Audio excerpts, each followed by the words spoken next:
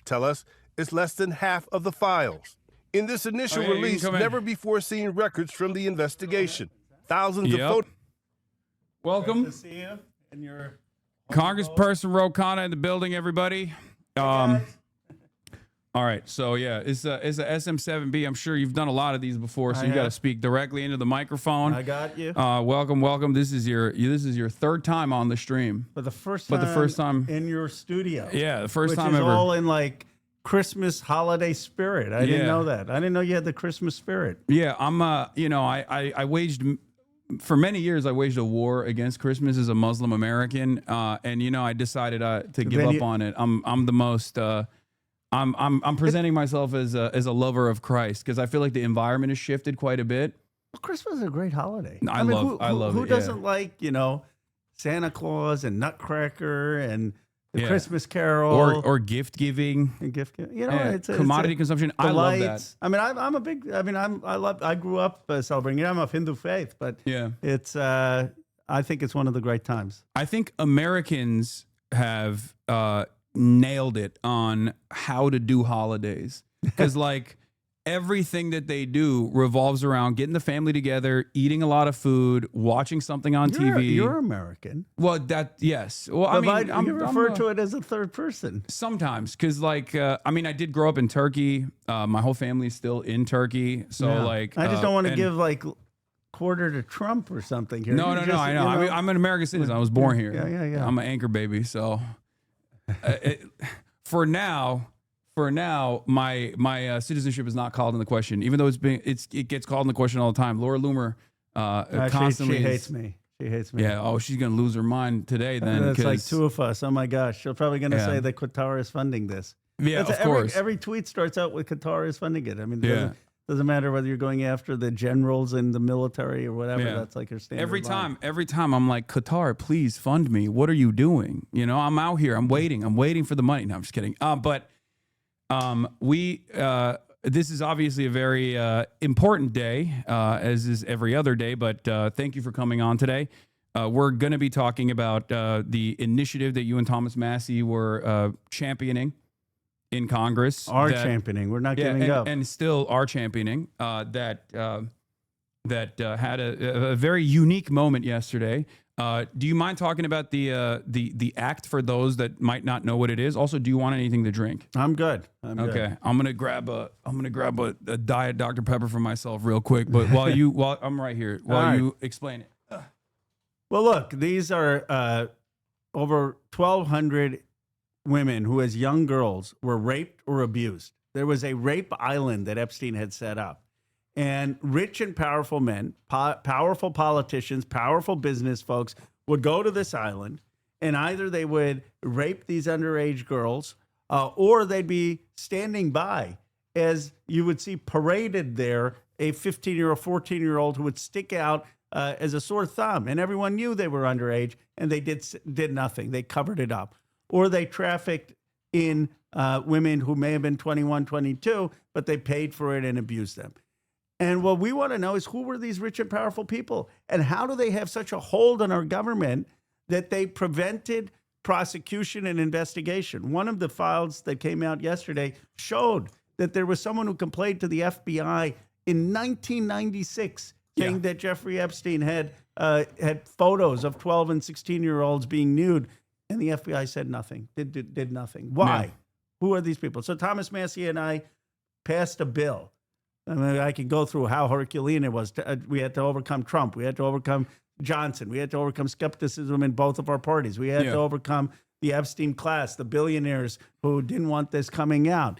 But we persevered. The New York Times editorial board that was like, "Hey, let's not do this." Actually, yeah. I mean, so many outlets in mainstream media, so many editorial boards in major legacy publishers were just like, "Hey, now let's not release this stuff." Actually, they called me. They kept all these journalists who kind of like my economic policy and me, think of me as a serious person. Said I'm a conspiracy theorist because I was leading this.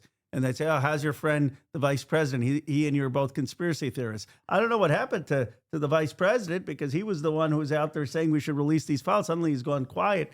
Anyway, Massie and I, we overcame all the establishment opposition. We forced a vote.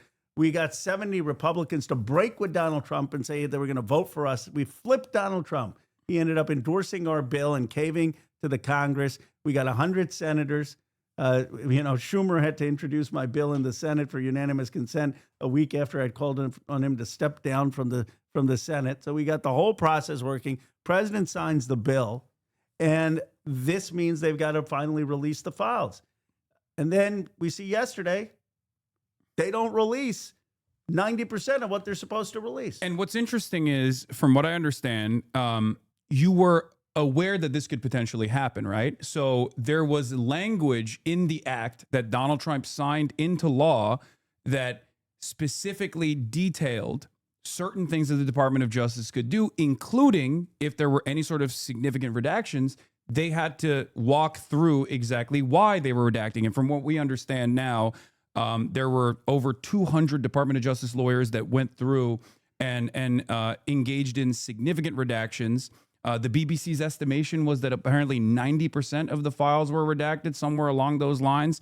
Okay, hold on. Kaya, who's hungry? She's hungry for love, but she'll get you. She'll get a lot of fur on you. So I'm gonna Kaya, place. What type of dog? She's a mix, but she's a mix of a bunch of different things. She's a big lady.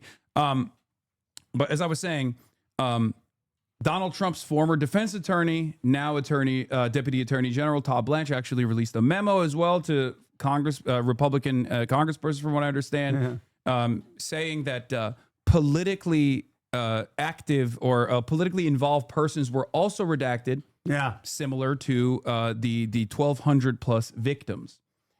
And that's outrageous. I mean, look, they are redacting information to basically protect people who are in the government or in politics or in business. And if you look at the law, we explicitly say you can't redact things to protect people's reputation or if it's going to cause embarrassment. They're doing exactly the opposite of what the law says. And then, the two documents we wanted out. One was a 60-count indictment of Jeffrey Epstein, because the 60-count indictment never saw the light of day, and it was ultimately 2 counts he was charged on, but there were 60 counts. Now, why do we want that document? Because that document will talk about how he made all his illegal money. How did this guy make $500 million? Who was paying him? Who were the other men involved with him? They didn't release that. They didn't release the prosecution memo justifying that indictment, the draft indictment. All of those draft indictments and prosecution memo got buried. And in our law, which you got up there, we say specifically all internal DOJ communications, including memos, notes, decisions to charge or not to charge, investigate or decline to investigate. Specifically, that language was for getting these 2 documents, and they're basically disobeying the law. And by the way, this isn't even, what's so scary to me is it's not just concealing Trump's name. I expected that they would try to eliminate the Trump name. They're protecting something else here. They're protecting rich and powerful interests going well beyond Donald Trump. That's what has me the most concerned. Like, what is it that they're trying to protect, and why are they trying to protect it? Yes. So there's obviously the thing that a lot of people are hyper invested in here, which is, of course, the worst crime, the international sex trafficking of minors that took place. But then beyond that, there is obviously a lot of paper trail and a lot of financial crimes that took place as well, and a lot of very connected, very wealthy individuals that were Jeffrey Epstein associates. And we simply want to figure out, like, what level of involvement did they have? Not every single person, I suspect, that was pictured around Jeffrey Epstein was engaging in the worst of all crimes. That's not my assessment of this at all. But I do fear that just as you said, that is precisely what they're trying to protect here. That's precisely what they're trying to hide. Now, I have a bunch of questions. Why do you think that they actually sheltered the public from the initial plea bargain deal, for example, like the other details that came out about how the first time Jeffrey Epstein was arrested and prosecuted, there was this trial that took place, And Trump's former labor secretary, Alexander Acosta, was the prosecutor on the case who offered him a sweetheart plea bargain that no pedophile has ever gotten since or ever will, where he was allowed to be released on work release while he was in prison. That's insane. He abused people while he was released. I mean, that's how horrific this was. So that was, that was one of the major things that I was invested in, that I wanted to find out about. Why do you think they're openly hiding this side of the Jeffrey Epstein profile? Well, because they know there was a huge amount of wrongdoing. That's one of the reasons we wanted that initial indictment draft, because there were supposed to be 60 counts, and all those 60 counts would be exposed. Acosta prosecuted 2 counts. Yeah. He got rid of all the 58. Then he does the plea bargain deal. We wanted to see the memos, what went into the decision to say that that was reasonable. And I'm sure there are dissenting opinions of people who said, absolutely not. We wanted to see that email correspondence, those memos. They're hiding this because they know that they're rich and powerful people who intervened. Yeah. And they know that justice was not done, not just because of Epstein, not just because of Maxine Ghislaine Maxwell. Ghislaine Maxwell. You'd think I know it by now. Ghislaine Maxwell. I always get the name messed up. Ghislaine Maxwell. But it was done because of rich and powerful men. Yeah, absolutely. So there's the financial elite that's obviously very connected to Jeffrey Epstein in ways that we already know, in broad daylight, constantly in and out of like these meetings, constantly photographed with him, some of which the House Oversight Committee has actually released, like the Democratic Oversight Committee has released as well, partially from, I believe, the Epstein, what is it called? Not the manor, but like the data dumps that came, the photographic dumps that came are not just from the investigation, right? Like the estate. The Epstein estate. They're two different things. Yeah. So can you describe that? There's the law that requires the Justice Department to release them. Yeah. And then there's the letter that I sent to the estate saying we got to release that information. And Comer, who's the Republican chair, subpoenaed him because of Summer Lee's work and Robert Garcia's work, and they are releasing information. So there are 2 places we're getting this information from. Yeah. And so a lot of the photos that were coming out from the Oversight Committee were coming from the estate, from if I recall correctly, and yet some of those files that would definitely be in the investigation, in the Jeffrey Epstein files, right, from the court proceedings, are redacted. Now, the reason why I'm bringing this up is because this invited a lot of scrutiny, a lot of suspicion that the Department of Justice had actively redacted Donald Trump and many other high-profile players in American politics from the initial file release. One of the things that they ended up doing, and I suspected that initially they would, most likely just offer a little bit of red meat to the base and say like, oh, look, see Bill Clinton. Right. And they did do that. And I also suspected that they would be so incompetent, as they have been over and over again, that they would still somehow find a way to fuck it up, which they did, right? And the Oversight Dems actually called this out. Yesterday, we found out, alongside the rest of the internet, when the files were being released, there was one photo that actually made it through the censors. And one photo of Trump that made it through the censors. But it was a photo that was in a drawer, so I guess like they didn't notice whatever. it. Yeah, they did not notice that Donald Trump was in some of the files, and what the Department of Justice, from what we understand now, did was when they realized that Donald Trump was in this photo, they just deleted it. It's well, the cover-up is always worse than the crime. Someone probably thought, oh, am I going to get in trouble with Trump or the Trump White House? And it's absurd. I mean, look, this is the issue that is unraveling in part his presidency. This is the only issue where the MAGA base is brazenly defying him. Why? Yeah. Because he said that he was going to expose these people. He said that he was going to expose these corrupt people who get one set of justice, who raped young girls, and he's going to bring justice. He's not a perfect person. No one thinks that Donald Trump has led a perfect life, but they thought he was actually going to expose these folks and return government to people. And he's betrayed that promise. And that's why you look at my X feed. I encourage folks to just go and look at the X feed. I've got more MAGA supporters standing up for me than I ever have in my entire political career. Yeah. They're staking my side over Pam Bondi's side. They're going after the DOJ, saying you're killing Donald Trump's presidency.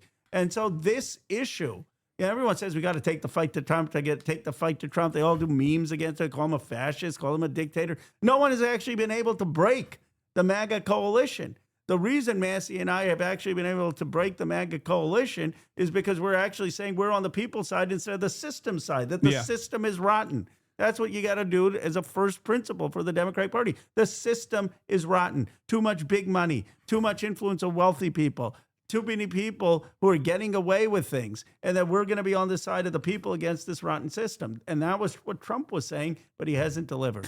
Yeah, no, absolutely. And I think this is, from my analysis, it almost feels like this is one of the purest expressions of like class politics that Americans can get on board with.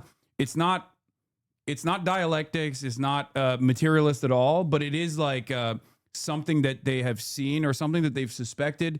There's obviously a lot of conspiracy around this sort of stuff. Like this was the whole motivating principle around QAnon, right? Or Pizzagate, or numerous other conspiracies that were not true at all. But now what I am seeing is that there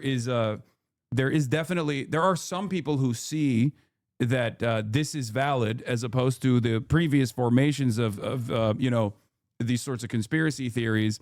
There is evidence on this. Unlike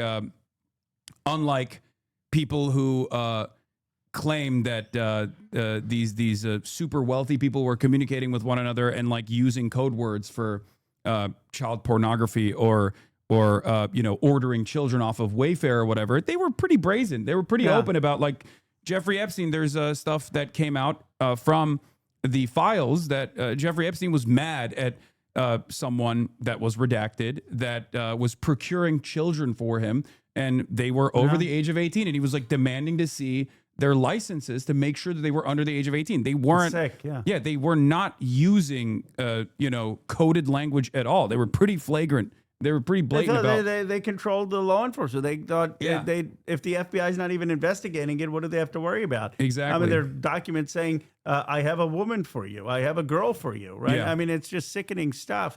And 1,200 victims. For anyone who says, there's not other rich and powerful people who are involved, I said, one person is not abusing 1,200 people. Just the math doesn't work up. There are other people who are on that rape island who either watched young girls be paraded around or raped them.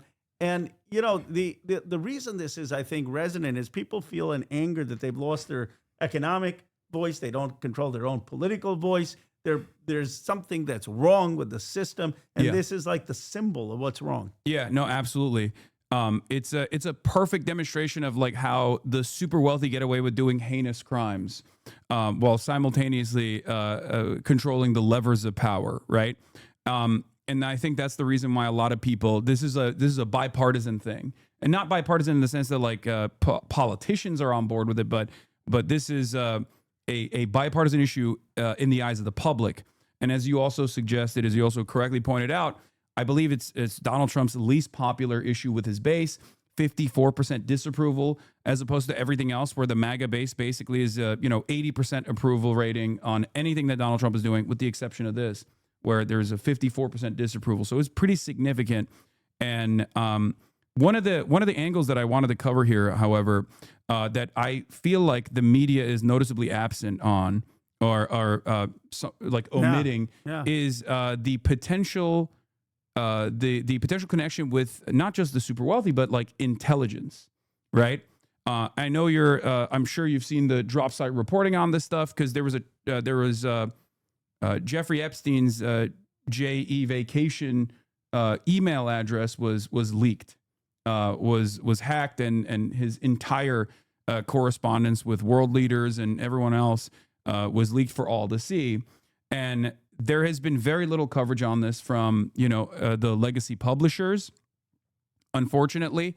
And the only time I ever hear about this connection between Jeffrey Epstein and potentially Israeli intelligence, even though he is very clearly connected to Ehud Barak, and we knew about this even before the emails as well, and numerous other high-profile world leaders. The only time legacy media covers this is to say it's an anti-Semitic conspiracy. It's to say, oh, this suggestion is so ridiculous. And I believe Thomas Massey also brought this up yesterday, where he said a big part of the reason why there is this major cover-up is because it is very likely that Jeffrey Epstein was connected in some way, shape, or form to our intelligence and also to Israeli intelligence as well. Do you have any opinions on that? Well, my opinion is that that's why we need the release of the files. That's why this was drafted in a way that would get the FBI files, that would get the national security files. That's why the lawyers of the survivors say you need all the files, the financial files, the national security files, the FBI files, and anything that isn't a current national security issue. So we even drafted it saying you can't overclassify information. If there's not a significant, clear national security threat, then it has to be declassified. So this will put to rest the issue is if we could have transparency, if the American people can see the files. Yeah. And if they can't see the files, then conspiracies will continue to grow, whether true or not. And so I guess even the legacy media should be just calling for the release of the files. Yeah. And there is this somewhat elitist attitude, I feel like, that at least I've seen. I have tremendous respect for many journalists that I know and love that work at these outlets that want to do very good work and oftentimes do very good work. But overall, I feel like the editorial teams and the way that they respond to this kind of stuff is to simply say, "Oh, the public doesn't know how to handle this this information," and I think that's a dangerous line of thinking in general. The idea that people are too stupid to understand what's going on. But I do think that invites additional scrutiny, and that actually invites a lot of conspiracy theories, many of which can go down a dangerous path and actually do become anti-Semitic conspiracy theories if the truth is not assessed by credible actors and investigative reporters. So I always appreciate what DropSite is doing in terms of doing that investigation, that investigative reporting, and that work. There are, connections between Jeffrey Epstein and obviously Ehud Barak. There's connections between Jeffrey Epstein and people that were possibly involved in Iran-Contra that just recently came out. And I guess one of the questions I have for you is there was another statement that Thomas Massey made that he said 20 to 25 people, if they are not outed as being co-conspirators or, as being engaged with Jeffrey Epstein in some way, shape or form, by the time Friday comes around, that means that there will have been heavy redaction in direct violation of the act that was passed. Correct. Have you guys actually seen the unredacted files? We have not. We've requested to see them. In fact, one of the things that Thomas and I were discussing today is putting together a committee of Congress, me, him, maybe someone from the Judiciary Committee, to go and look at these files, even if it's in a classified setting, to be able to say what complies and what doesn't comply. Because right now, they have shown no good faith in complying. And the reality is we know that the survivors' lawyers have seen the files. And they have told us, and the survivors have told us, that there are other powerful men who either abused or raped these girls or showed up on the rape island while these girls were being abused. I mean, it's not hard to visualize. Think of a party. You got a lot of models, some of them in their 20s, and then you've got like this young girl walking around nude who's 14 or 15, and all these rich, powerful men there. Now, my view is every man there is guilty if they didn't say something in terms of abetting abuse. And so it's not just men who actually abused or raped these girls. It's also people who were showing up to these sick parties knowing that young girls were being paraded around. And that's the type of information that we're going to get if we get that 60-count indictment, if we get the 82-page memo that the prosecutions wrote, and if we get the FD forms, the FBI forms of interviews of all of the men who were interviewed by the FBI to understand what happened. I mean, how do you have a situation of a release where no one else's names are in there being investigated? Obviously, if there are 1,200 victims, even if the FBI concluded that some of these people were innocent or not guilty, they would have interviewed them. They would have been witnesses. There would have been questions. Where is all that stuff? No, absolutely. I guess redacted, or they haven't even released many of the files yet, right? Like there's still so much that they are very clearly going through to hit the heavy-handed redaction that they did to the first tranche of data that they were forced to release, even though that was also in violation of the act that was passed. So my question, and I'm sure everyone else's question here, is what are the next steps here? Well, there are a few steps. First of all, obviously, impeachment is on the table for Pam Bondi. There is criminal prosecution that she could face, or others at the Justice Department could face. And by the way, that criminal prosecution risk runs well beyond this administration. The next administration, in my view, it can't just be kumbaya. There needs to be accountability for crimes committed, accountability for crimes committed with ICE, accountability for crimes committed in the Caribbean where innocent boatmen are being killed, and accountability for crimes committed in not complying with Massey and my Epstein Transparency Act. Accountability is going to be needed.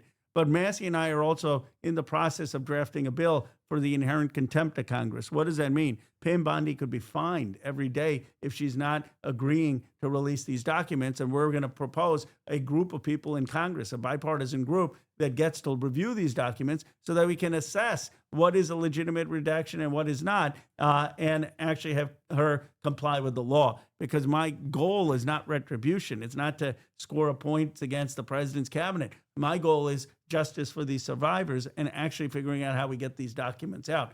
One point, I think this first run may have been a test, them just seeing, okay, what can we get away with?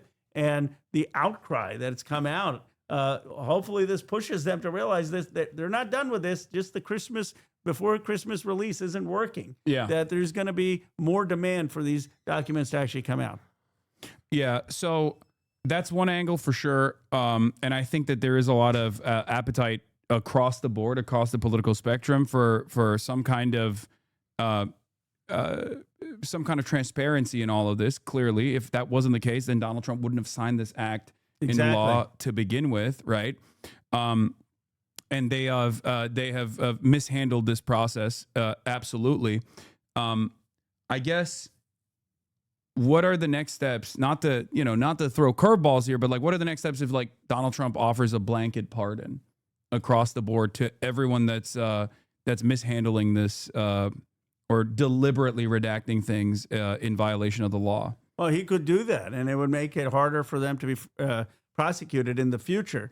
But, do you really want to be a career Justice Department official or even appointee having as the capstone on your career being pardoned by Donald Trump for protecting pedophiles? I mean, that's really what people will be choosing. And then it'll be the next administration that releases all of this. But we are not giving up, because the reason I believe it's possible to shift the administration is we shifted Trump from calling it a hoax to signing the bill, because the one thing he can read is public opinion. Yeah. And he saw that this was going to be a huge story. It was hurting his presidency. In fact, he kept saying, I don't know why we keep talking about Epstein. I want to talk about all my achievements. He knew it was the Achilles heel, the kryptonite of his administration. And so now he's going to realize that this was another whiff by Pam Bondi. Susan Wild said it. She keeps whiffing. I don't know. She's so out of touch. She was supposed to meet the survivors. And then she said, I've got an appointment. I can't meet the survivors. Yeah.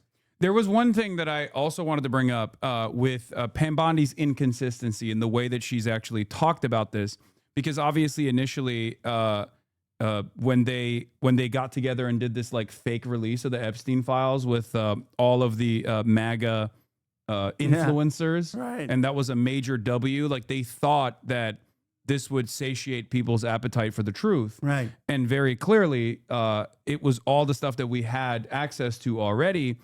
And I think they thought that the people would just not demand more, where they were like, oh yeah, we're tuned in. We saw this, libs of TikTok was celebrating that they got this tranche of data. Yeah. But in the process, there were certain things that Pam Bondi had said that we now know are absolutely untrue. The notion, for example, that a lot of the CSAM that was in the Epstein files was commercially bought CSAM. We now know that there is, we now know that that's probably not true, right? Because there is a lot of not just redacted, but like CSAM slips that are all over the Epstein files that were released. Obviously, they're not going to digitize copies of child sexual abuse material, but like it's very clear that that was a hard copy that wasn't actually like digitally acquired or anything like that. There's instances where Jeffrey Epstein personally is actually like procuring or creating CSAM as well with 14-year-old victims, and the notion that this was the notion that this was just Jeffrey Epstein's doing, that he was just simply procuring all of this stuff for himself, is very clearly untrue. So that inconsistency, does that reach the boundaries of perjury? I mean, or does that only happen if Pam Bondi is in front of Congress, I guess? The biggest thing is she's obstructed justice. She can be impeached because she didn't comply with the law. I mean, that's the obstruction of justice, and that's grounds for impeachment, is grounds for criminal prosecution. She also lied, right? I mean, she stood up in front of the country and said, there's nothing more to see. We've released everything. Yeah. And by their own admission, they're releasing hundreds of thousands of more documents. What changed? Yeah. How did they suddenly find all these documents? By the way, there are 300 gigabytes of files on the Epstein files. How do I know this? Because Kash Patel in front of Congress said there are 300 gigabytes, and they've released yesterday 2.5 gigabytes.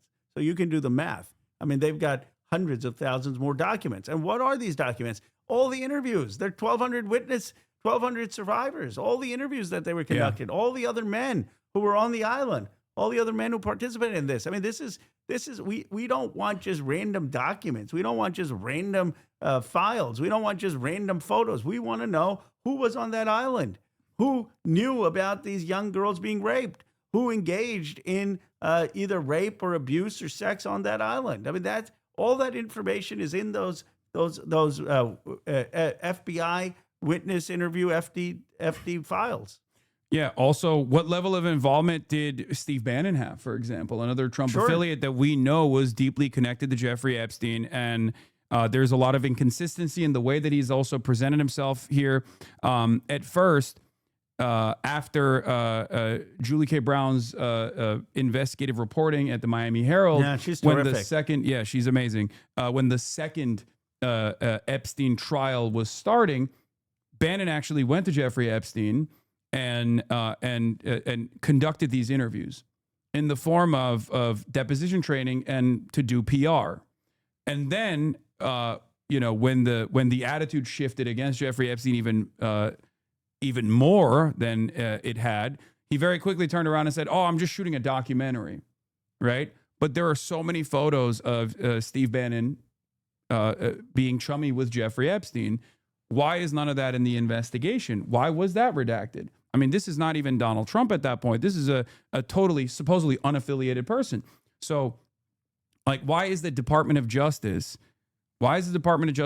not only sheltering Donald Trump, but sheltering Trump allies who are political operatives themselves? I mean, that's not a matter of national security, right? No, they're sheltering rich and powerful people, just like they're sheltering the survivors. I mean, the whole point of the Epstein Act was that we want to know who these rich and powerful people were. Yeah. That they weren't charged. Usually the Justice Department doesn't release things on people who weren't charged because they figure, well, your reputation shouldn't be destroyed if you weren't charged. But in this case, we know that the process was corrupt. We know that the law enforcement couldn't be trusted. Yeah. We know that they didn't follow the FBI tips, that we know that they didn't prosecute. So in this case, the American public is saying we do want everything out there because the justice system let these women down. Yeah, justice delayed is justice denied, and the justice has been delayed. And the further they, the further that the Department of Justice tries to engage in this cover up, they're only expanding on the injustice that they participated in early on. So what do you this is actually a good question. What would you think is like a solid example of a legitimate national security hypothetical for you? What would be a real example of like a national security concern that they engage in some sort of redaction on? Well, look, if there was actually some conversation where it would expose someone who is a spy or a CIA agent and expose who they are and their identity, or expose their family, you don't want to put people at risk who are in those roles. If Epstein happened to know something because he knew a lot of powerful people about our national secrets in terms of our sensitive weapons or sensitive information, you wouldn't want that out there. So I can see there being, or if there were some comments made about a foreign leader, that you don't want the American president to be exposed in that way, or another country thinking something. So there are cases, and we can debate what those cases are. People often say, why did you not write the bill in a way that said everything has to come out and not even have an exception for classified information? And anyone who's been in Congress more than a day will tell you there's no chance anything like that would pass. There are too many people in Congress who'd just find that as the excuse. Khanna and Massey want to get rid of classified information. So we had the narrowest possible classified drafting to be able to get that bill through. Okay. So that, for the record, that in and of itself, though, I think does lend even further credence to the suspicion that there was like some kind of involvement with the intelligence communities, which is one of the prevailing narratives that is often left unaddressed, like I said, with the exception of mainstream outlets just simply calling this a conspiracy theory. But obviously it goes beyond that as well. There are people who are not, CIA affiliated that are being sheltered here very clearly. There's also Donald Trump being sheltered here with the redactions, as we have seen from the actions that the Department of Justice took after people realized that they failed to redact some of the Donald Trump photos. And this is like, this is so silly, right? But as far as the potential involvement of Israel, are you familiar with the drop site reporting on this stuff? I am. Ryan Graham and drop site. I'm well familiar. So you're familiar with the back and forth correspondence that has taken place. Even with these files, there was one photo with David Blaine doing. Hold on, let me see if I can pull it up real quick. David Blaine doing magic tricks in a room with Jeffrey Epstein and also former Prime Minister of Israel Ehud Barak. Former Prime Minister of Israel, Ehud Barak, had also, is it David Copperfield? I thought it was David Blaine. Anyway, here it is. Magic tricks, performing magic tricks for Jeffrey Epstein. Is this David Copperfield? Am I wrong? I don't know. One of the magic guys. Performing magic tricks for Epstein and a few notable names, including Israeli Prime Minister at the time, Ehud Barak. And the question I have, no, that is David Blaine. Okay, you guys are... Copperfield also did it as well. I don't know why everyone is so worried about who the magician is here. I'm not implying that the magician is the important figure in this. Okay. Anyway, even though both were involved in different ways, doesn't matter. So it's things like this. It's things like this that people understandably want answers for. Do you feel like omitting this kind of stuff or refusing to talk about this kind of stuff is adding on to the scrutiny that people have for mainstream media nowadays? Yeah, I think it all should come out. And we've drafted, that's why the classified exception we drafted was the narrowest possible way, that you have to justify it. It can't be excessively used. It can't be used to cover up what actually took place. And we drafted it with the narrowest way, in a way that could still pass the Congress. Because the reality is, if the bill doesn't pass the Congress, there's no use to it. But that is why what we're saying is that there needs to be people like Massey and me who get to see these documents, and then we can have a yes or no vote on, is it truly something redacted because it's going to protect the survivors or families or protect certain classified information, or should this be out there? My view is, if you don't have this out there, that's how you, as you pointed out, have conspiracy theories take hold. If there's nothing to hide, put it out there. Let people Let people make that determination. By the way, the biggest thing that could be out there is the indictment, the 60-page indictment. Yeah. So people know, okay, was there foreign involvement? I mean, that indictment will say that right there. If there was no evidence in that indictment of foreign interest, that would be a big tell that, okay, maybe there wasn't there. If the indictment says, look, here are the 60 counts and here are the things that were happening from overseas, that would be a big issue. That's why we explicitly drafted. Wait, this is the indictment for the second investigation or the first one? This is the 60-page indictment, 60-count indictment that the assistant U.S. attorney in Florida put together in 2007. Oh, That Acosta ignored and then charges just 2 counts. Those are 60 counts. You don't have 60 counts just of pedophilia. You have 60 counts of money laundering and transactions. We want to see all of that. And that will get to the questions that you've been asking. So that the other side of the story also is Alexander Acosta is out there, you know?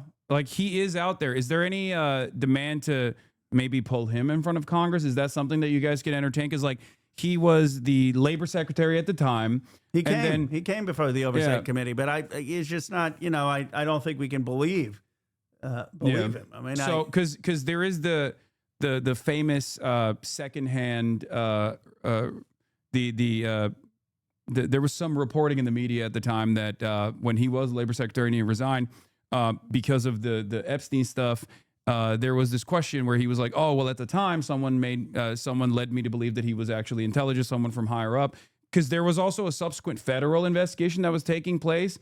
And there were a lot of co-conspirators that actually were sheltered from the law in what seemingly was even beyond the sweetheart plea bargain that we've seen. Like, there's no instance where there's this virtual RICO case almost where you can where you find so many people who are criminally liable potentially for financial crimes and potentially for sex crimes as well, trafficking of minors, where all of the other people that were engaging in these acts are not only given blanket protection, blanket immunity, but we don't even know who they are as unindicted co-conspirators at all. Like, it's unimaginable. It's unheard of. Yeah, no, you're absolutely right.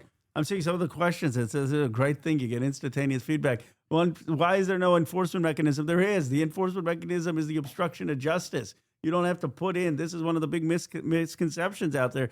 Anyone who doesn't who violates a congressional law by definition is obstructing justice, where Congress has asked it for justice purposes and can face decades in prison for that. So the question is not, is there an enforcement mechanism? It's, are we going to actually have it enforced? And if it's not going to be enforced by this administration, it needs to be enforced by the next one. Mm-hmm. The second point is that Acosta should be prosecuted if if there's clear evidence of perjury. I mean, you can't come in and lie to Congress. Well, now he has a cushy job at Newsmax, because I've been following his career. It's very interesting, going from Florida prosecutor upstart to like labor secretary under Donald Trump to then resigning in disgrace, or at least like trying to quietly exit the Trump administration when the Epstein stuff was coming back to the forefront, only to now sit on the board, I believe, of Newsmax. That's what he's doing now. And look, there's got to be an accountability of what did he know? But the reason it's so hard to prosecute all these individuals and hold them accountable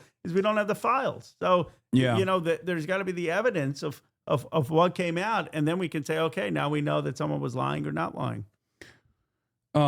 Absolutely. So there is also the question of Kash Patel. Didn't Patel say that there were no other individuals that could be charged in front of Congress? There is also... How does he know that? I mean, the survivors don't believe that. Do they think that all 1,200 survivors were raped and abused by Epstein? Of course not. There were other people involved. And they themselves, according to Thomas Massey, who has spoken to the lawyers of many of the survivors, say that there is at least 20 to 25 people that are supposed to be in the first tranche of data that came out, that was supposed to come out yesterday, were supposed to be outed. That was the whole point of the release, and not a single person. We don't have any single information about someone who was engaged in the abuse or cover up of the abuse beyond Maxwell and Epstein, and that's why this thing is a farce. And that's why Massey and I are upping the ante, saying we will use all our powers, whether it's inherent contempt, whether it is impeachment, whether it's referral for prosecution. The reality is that Massey and I have been effective on this issue because we have cracked the MAGA coalition, because it's bipartisan, because we're taking on a corrupt system. And by the way, this is a corrupt system that has led to billionaires accumulating value. We need to have a billionaire tax in this country, a wealth tax. It's led to overseas wars. We shouldn't be bombing people, innocent people on boats in the Caribbean. It led this kind of corrupt system to the Iraq War, which was wrong. It led to us at 20 years in Afghanistan. It led to the overthrow of Libya, which was a total foreign policy blunder. It led to supporting of Netanyahu and the genocide which the Israeli government committed in Gaza, and a blank check. And I was one of the few politicians who stood up and said no to the $14 billion, and who has gotten on Delia Ramirez's bill to say block military sales to Netanyahu's government, and who's gotten on Rashida Tlaib's resolution to say that what the Israeli government did was a genocide. But the point of all of this is, if we are not going to have politicians willing to tell the truth when it comes to things like Epstein, how do you expect them to tell the truth about issues of foreign policy? How do you expect them to tell the truth about issues of economic policy? The currency of modern politics should be courage and truth-telling, not just charisma and memes. Are you going to stand for principle in this country? Yeah, it's the media landscape and the people's attitude has changed quite dramatically since the first time we had a conversation at the DNC. If you recall, you were one of the congresspersons leading the charge against Israel. And even then there was a lot of restraint for, saying certain things about Israel back then that many Democrats didn't even broach, obviously. And I think that played a role in the Democrats losing. It did play a role. It's not a thing. Yeah, the data shows that. So that's actually something I wanted to ask you about. This is not to the same degree of severity as the Epstein redactions, but Ken Martin recently said that they would not release the autopsy or the assessment that came out about how the Kamala Harris campaign, how the Democrats lost to Donald Trump. How do you feel about that? Well, they should obviously release it. I mean, it's just kind of arrogance to not release it. But I'm not, I'm not crying a river, because that autopsy was done by consultants, and I'm not sure that I need to listen to DC consultants about what we did wrong. I'd rather be out there in the community. That said, it just kind of speaks to this sense of lack of accountability. Like, we need to understand that the American people are upset at the entire system. They're upset at both parties. They want a new generation of leadership. They are sick of speeches that go like this. I want to renew the American dream. I want us all to have an equal opportunity. I want us all to have a great life. And you said nothing.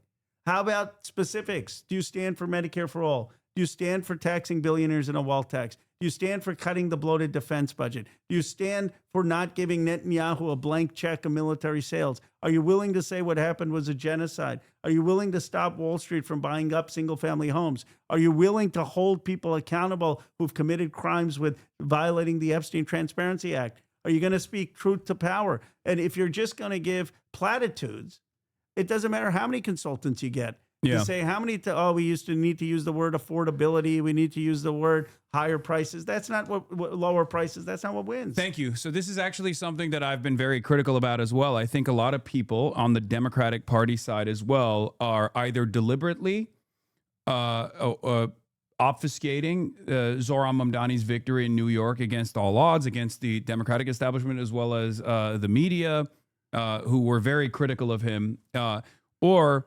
the people on the Democratic Party side who said, "Oh, this is just affordability" as a buzzword, right? And my frustration now is it's not just saying affordability is a problem. You also have to have tangible policy prescriptions, and you have to really hammer on those tangible policy prescriptions, and that's precisely what Zohran Mamdani did in New York. That's right. That played a formative role in his victory, like a campaign that is anchored around policies. You mentioned a couple of them. Medicare for All is a fantastic one. Obviously, taxing billionaires, a wealth tax is another great one. I'm totally on board with those issues. Do you feel like the Democrats, in the absence of unifying around these key issues, who keep leaning onto the likes of the Welcome Pack or other consultant-backed movements that are trying to dilute the message a little bit, and to simply say, no, you don't understand. The people actually want marginal improvements, and here is the polling that suggests that this marginal improvement is actually much more successful.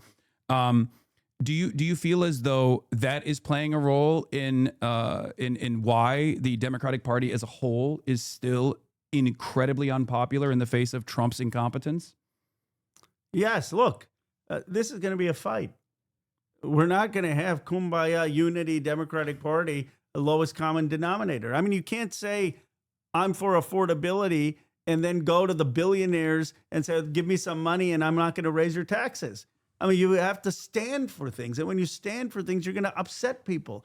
You're going to upset people if they have to pay higher taxes if they're billionaires. They may still support you, but you got to be honest with them like FDR was. You're going to upset private insurance companies if you're for Medicare for all. You're going to upset the defense industrial base if you're saying we're going to cut the defense budget. You're going to upset pharmaceuticals if you're going to say that Americans shouldn't pay a higher price than other countries, and if not, we'll take away your patents. You have to be willing to challenge economic power.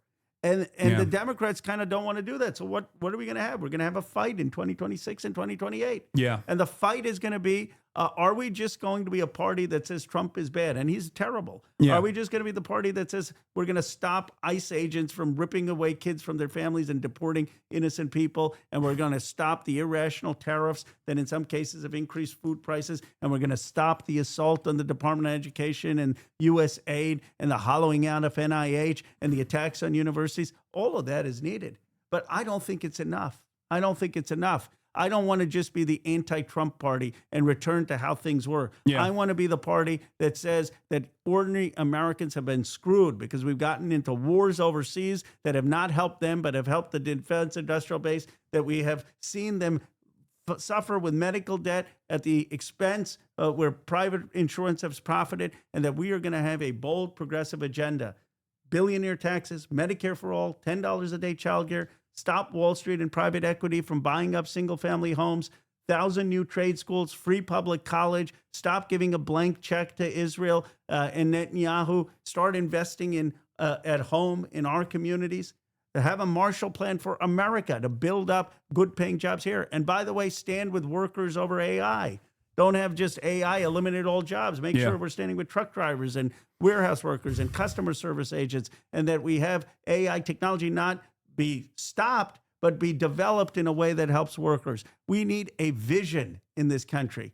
And that is what I think that the fight has to be in 2026 and 2028. The Epstein issue for me is just a proof point of character. Yeah. Call out the Epstein class so you can have the trust to call out a corrupt system that hasn't been working for ordinary Americans. It's a litmus test in the same way that, like, I think Israel was a litmus test. I often would tell people that would accuse me of being so single-minded on this issue that not only was it morally repugnant, and of course I was going to stand against genocide, but that this lack of movement around Israel or the complete defense of Israel's genocide was actually a litmus test for a lot of people that caused them to check out of politics in general and refuse to vote because, as Ta-Nehisi Coates very famously said at the time, a party that doesn't want to save lives against the genocide, what makes you think they will preserve democracy? And that was the assessment that a lot of people made, even if they didn't specifically say that. But they were just like, these guys don't stand for me. They don't care about my interests at all. And I think that's where we're at. And Democrats' refusal to recognize this reckoning, this populist reckoning that's coming from the bottom up, is the reason why they're still sitting at like a tremendous negative disapproval rating. Like it's a negative approval rating when they are supposed to, when they're supposed to be very popular because they're supposed to be the opposition to Donald Trump. Right. So it's not enough. And so I'm glad that you're calling this stuff out. And I really appreciate that you've noticed the tide shift that has moved away from the establishment Democrats and the way that they are trying to present themselves. You've called out Chuck Schumer quite a bit. Well, I was the first Democrat to call on him to step down. Yeah. And then people said, bro, your career's over. You can't get any bill through the Senate. And then 1 week later, there's Chuck Schumer reading Ro Khanna's bill, the Epstein Transparency Act, acting for unanimous consent. You know what progressives need to learn? That when you're strong, people will bend to you. When you're strong in your convictions, then people will come to you. That's the one thing, actually, Donald Trump, as terrible as he is, understands. That if you are strong, then people will come to you. What we are is so weak. We say, oh, we can't criticize Chuck Schumer because Chuck Schumer then will not move my bill. I just showed you. You can call for Chuck Schumer to step down, and he still went and he introduced my bill with unanimous consent because I had the people on my side. Yeah. We have so many politicians who are more concerned about building friendships with Chuck Schumer than building friendships with our base. If we have the base, if we have the American people, if we're fighting for the right policies, the politicians will follow. I don't court the politicians, I court the people. And that's the fundamental difference in who we will have leading this party in 26 and 28. Are you going to be with the people, or is your constituency the people in Washington, D.C.? So, question for you, in all of this calculation that's taking place right now, because there is definitely this attitude shift. I've noticed it as well. You have the likes of Graham Plattner, in spite of like their, inconsistencies from their past with like all this opposition research coming out. It seems like the Democratic base of support that previously would move on the whims of MSNBC, now known as MS Now, and establishment Democrats are actually demanding more radical politics and do actually see that as the pathway towards electability. In the past, mainstream outlets for a lot of the high propensity voters on the Democratic primaries that are those who go out and vote, the older Democrats, they would be moved by the editorial board of the New York Times when the New York Times said electability is actually about about moderacy. Electability is about moderate Democrats. You have to vote for moderate Democrats. They would believe people, but I think the sequence of electoral defeats have left a lot of liberals who previously thought that moderate Democrats were the pathway to success in demanding more from Democrats and are totally on board with much more quote unquote radical politics like Medicare for all, which is not radical at all, obviously. Yeah. And so now you're seeing the messaging shift a little bit on the Democrat side. What do you have to say about people that will come out and be like, oh, I'm not taking any AIPAC donations now? It's great. It is a market sea change, right? Unheard of 5 years ago. People used to criticize Bernie Sanders for saying he's not going to speak at AIPAC. They would have the audacity to even say like he's anti-Semitic for refusing to speak at an AIPAC AIPAC is summit. spending against me in my district, calling me a liar right now because I co-sponsored Rashida Tlaib's bill recognizing what the UN recognized, that the Israeli government is committed a genocide in Palestine. But look, I'm glad that politicians are saying that. I don't take any PAC money. I don't take any lobbyist money. But here's the point. That's not enough. First of all, because money can go through different organizations and different people. They may not take it, quote unquote, through AIPAC's website, but those same donors can then call some other new entity. Or subsidiaries. The MFI is another one, Democratic majority for Israel. And also the same exact American donor base can still go and give these guys money, as you said. But so my point is, where do you stand on a policy? Right, I said to someone that I think that one thing that the Democratic primary will want in the future leaders of the party is just the ability to say that what happened in Gaza was a genocide by the UN. And they said, well, bro, this is going to be like the 10th or 15th priority. I said, of course, when you ask someone, what do they care about? They're going to say, I want to make sure I have health care. I want to make sure I have a job. I want to make sure I can afford my rent. And I want to make sure I have housing. I want to make sure people have a living wage. But people don't vote just on who's going to increase minimum wage or who's going to help their grocery bills. They also vote for a sense of character, of values, of who they want to be as a people. Yeah. And the issue of Gaza goes to who we are. Are we going to deny things that we all saw with our own eyes? Are we going to lie to ourselves about who we are as a people? Or are we going to aspire to be a people that treats everyone with dignity and human rights? And yes, of course, what I care about is a job and housing and living wage. But if you don't speak to people's values, if you don't speak to their sense of morality, you'll never get them knocking on doors and giving years of their lives. And that's, I think, where the disconnect happens, where these consultants look at the polls and they've never had to inspire. Yeah. They've never had to lead. They've never had to mobilize. They've never had to organize. I mean, this is a conversation that you and I had at the DNC specifically on the issue of Gaza, but also beyond that on immigration. If you recall, one of the major pain points for someone like myself was the anger that I had for the Democrats and their inability to deal with the issue of immigration because they were so scared of what they were seeing in the polls about 60% of Americans being in favor of mass deportation. At the time, I said to you that this is going to change inevitably, and then there will be Democrats who were pro more stringent, the Democrats that leaned into the white nativist hysteria concocted by the Republicans instead of counter messaging against that. We're going to look inconsistent or hypocritical, and we're there now. Public attitude has swung dramatically in the opposite direction. 79% of Americans favor immigration. It's the highest approval rating that immigration has gotten in the history of the United States of America, and that only took a year of black bagging and kidnapping and mass deportation initiatives that were implemented. So the question I have both for immigration and actually, you know what? Let's just stay on immigration for now.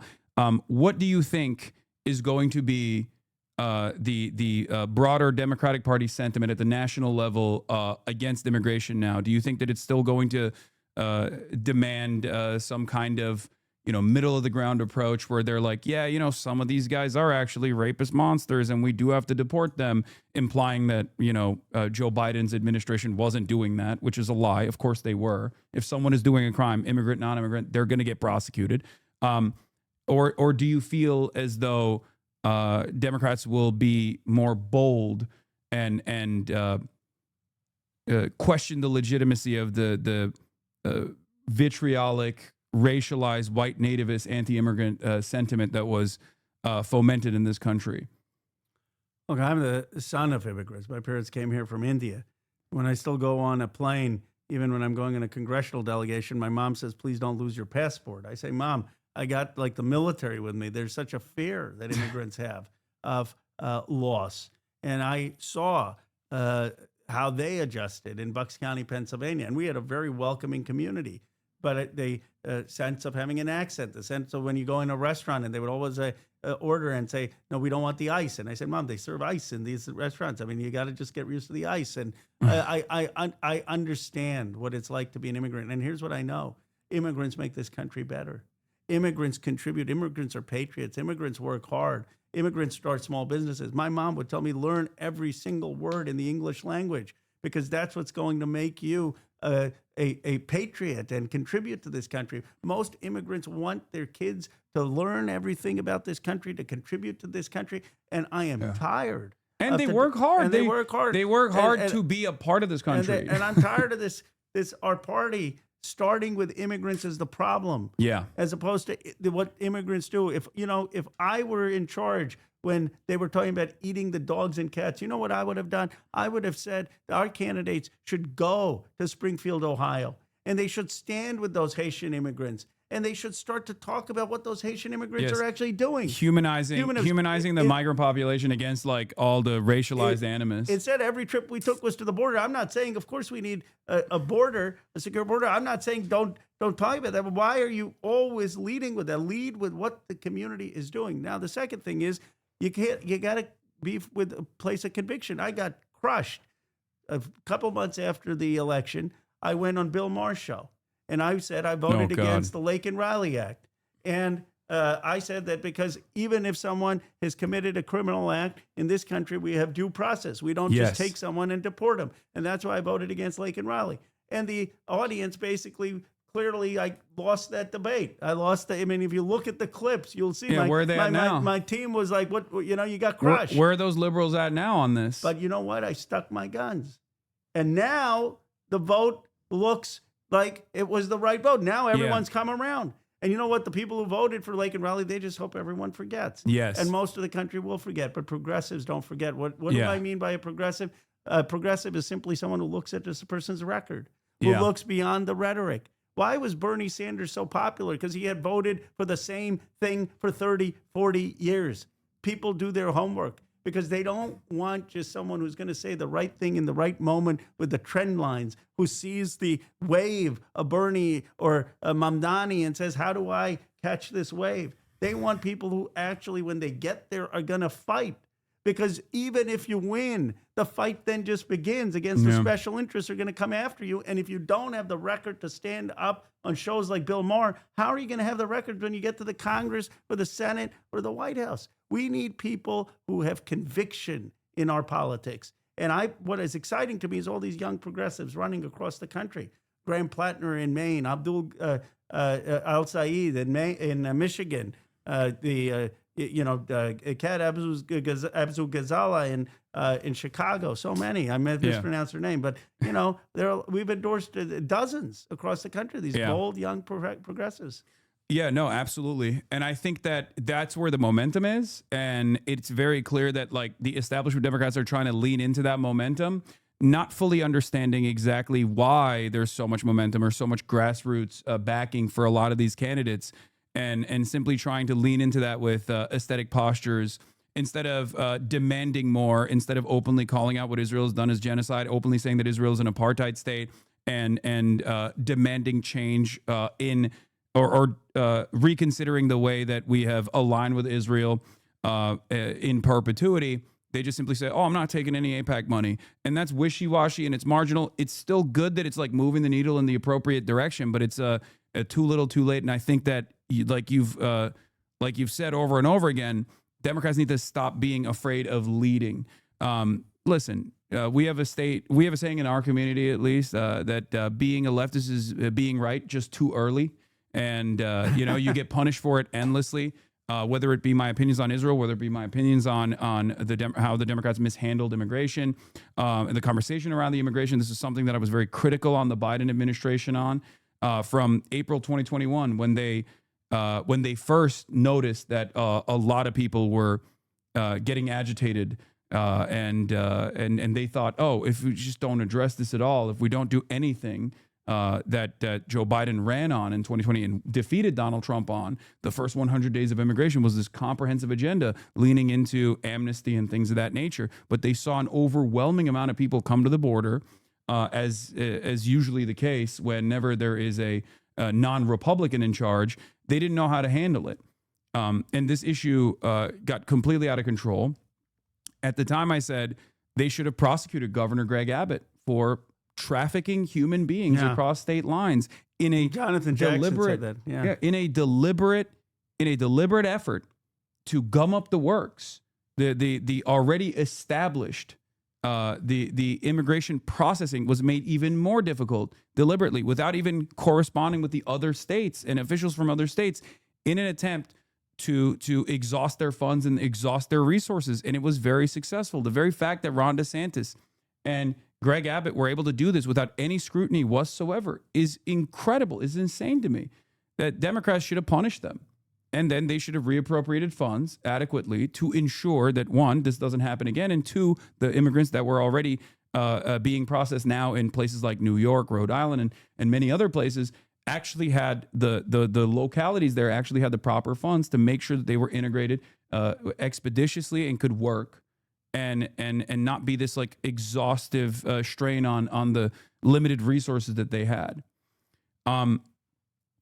Very frustrating to see this all the time. But one last question I have for you, because we've already I've taken up a lot of your time. Oh, this has been fun. Yeah. I don't know how you do this. Hours straight. I do it for 10 hours, 8 hours. That's crazy. It's just you got that's but I'm a very stubborn person. I've been watching some of the comments, and you got a very educated and informed community, and they're the ones. People out there are the ones who are finally being heard. I mean, we're going to change things. They're nerds. That's why. It's a Saturday afternoon, and they're sitting in here listening to me talk to a congressperson. They're not. I wouldn't say they're like the average American politics appreciator. But they're the activists. They're the ones who will be knocking on doors, will be on social media.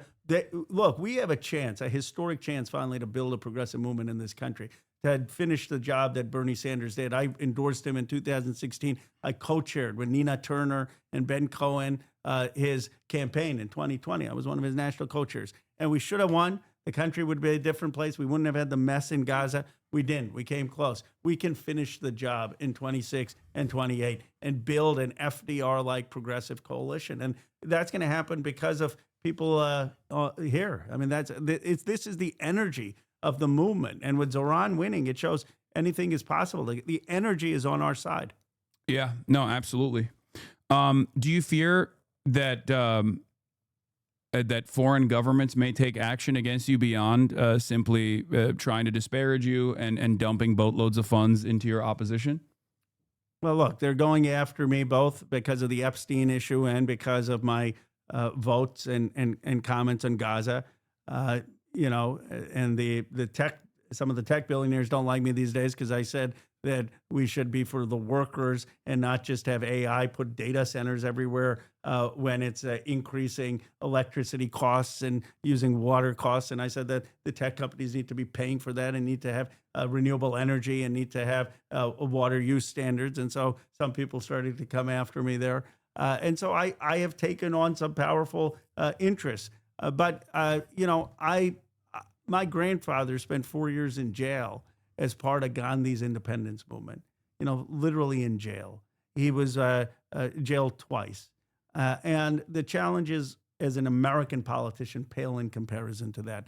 So when I think about, you know, what risks I'm taking, what issues I'm fighting for, I think nothing I do will come close to the courage that my grandfather had. And by that, I don't just mean my grandfather, I mean all of the people who have sacrificed for this nation, whether they're people who fought in World War II and scaled the cliffs of Normandy, whether they were people who were beaten in the Edmund Pettus Bridge, whether they were part of decolonizing movements around the world. We have a chance to do a beautiful thing in America, to build a truly multiracial democracy of equality and dignity of every human being, to move beyond the colonizer's model of the world, to have a world that recognizes the dignity and human rights of every nation, every person. And that's what we're building here. We are incredibly privileged to be in the United States of America to have that chance. Yeah, I always say, like, look, while white supremacy is definitely a resilient galvanizing factor for many Americans, like, Americans are much more open-minded about diversity than even our European counterparts are. And that is precisely the reason why, in spite of Donald Trump's popularity, in spite of how much he hammered on, undocumented migrants doing like all these crimes and whatnot, which is, you know, pure manufactured hysteria, manufactured outrage, that Americans by and large are very inconsistent in the way that they see the world. And there's a sea of contradictions there for the average American politics understander, the median voter. And that's precisely the reason why the very same people, if you were to ask them, the very same people that were like, you know, holding up even the mass deportation, deport them all placards at the Trump rallies, if you were to ask them, like, do you think an immigrant that's been here for 10 years that has done no crimes whatsoever should have amnesty after, you know, background checks? They would all collectively say absolutely. And I'm not making this up. I'm not making up a hypothetical person. There's evidence to suggest that this is the reality, because that's what the polls say. Well, it's not just, it is the polls, I'm sure, but you know how I know that? Because I grew up in Bucks County, Pennsylvania, 99% white Christian. I was one of the only Indian American Hindu kids on the street. And I used to play Little League baseball. I couldn't hit. They used to put me ninth. When I used to go up to hit, they used to say, watch the bunt. I was so bad at hitting. But I knew those folks, and I knew they were decent and kind and welcoming, and that they wanted me and my family to fit in. They didn't understand everything, but it was a good community. We are a decent and good people that has been exploited by politicians who are protecting an Epstein class, who are protecting rich and powerful people and blaming immigrants, blaming foreign countries, blaming LGBT and trans people because they don't want to deal with the wealth and the power that is shafting folks. And if we come in with truth, if we come in with honesty, and if we say, look, we are a decent multiracial democracy that can respect each other. Yeah. And we are sick of having our money go to Argentina or Netanyahu. We're sick of the wars in Iraq or Venezuela or Libya. We want Medicare for all. We want $10 a day childcare. We want to tax these billionaires when you got $18 trillion in Rose District. We want childcare, healthcare, education for every American. Then I think we can inspire this country. And I call it economic patriotism, but I believe it's a patriotic vision of what America is supposed to be, of how you can have an Indian American of Hindu faith talking to someone of Muslim faith on a Saturday afternoon and inspiring a nation. Let's be the best in a room filled with Christmas decorations. With Christmas. There you go. But no, absolutely. It's what you're describing is coming fairly close to class first politics in general. This doesn't mean that you write off, other marginalized identities or other marginalized groups in this bargain, but it's more so to bring voters from the other side without compromising on those values. And I think that in the absence of Democrats engaging in this sort of class first politics, they often simply engage in this aesthetic posture towards like protecting migrants or protecting trans people. And they're the first to write them off, as we saw in the aftermath of the last general election defeat, where they were like, oh, well, we were just like too protective over trans people. It's like, that wasn't even a point of contention at all. You never did. And the only reason why you were defined by those policies is because you were not defined by any of the policies that you wanted to put forward, because in the absence of being defined by easy to understand policies like the ones that you suggested, of course your opposition is going to frame you in whichever way they want to, and you're going to be and the public is going to see you by your opposition's framing, and that's precisely what happened. Well, when, Dr. King is the most eloquent on this, and I don't remember the exact speech, but he says, when the white man said, well, how do I feed my family? They fed him Jim Crow. When the white man said, how am I going to have a voice and why should I accept my place? They fed him Jim Crow. And what King diagnosed was that systemic racism was the answer to massive inequality. Yeah. And what we need to do is build a kind of movement that Dr. King was building with Bayard Rustin and the freedom movement, that Jesse Jackson was building, that had white working class, black working class, Latino, people wealthy or not, who believe that you can have a multiracial democracy with dignity for everyone and not just wealth concentrated in the hands of a few who have impunity. And to get it back to Epstein, the ultimate impunity is if you feel you can rape young girls and get away with it. Yeah, absolutely. Well, thank you so much, Khanna, for coming on. Thank you. And giving us your time on this otherwise very busy Saturday. I love it. Assume. I appreciate it. Thank you. Merry Christmas. Yeah, to you as well. All right. Okay. Here we go. I'm going to put this over here. All right, and we are going to continue with our coverage right now. Thank you. All right, here it is. The Happy Santa is back. And for all of those who are watching from afar, this is why there's a difference between someone like myself and whoever your favorite content creator might be in the realm of politics. Okay? It was actually quite remarkable seeing having this conversation with Khanna, especially considering that we had a multiple previous conversations. And, seeing that attitude change in real time in comparison to the DNC conversation that we had is actually pretty cool to see. Okay. Yeah. What a time to be alive, huh, folks? What a time to be alive.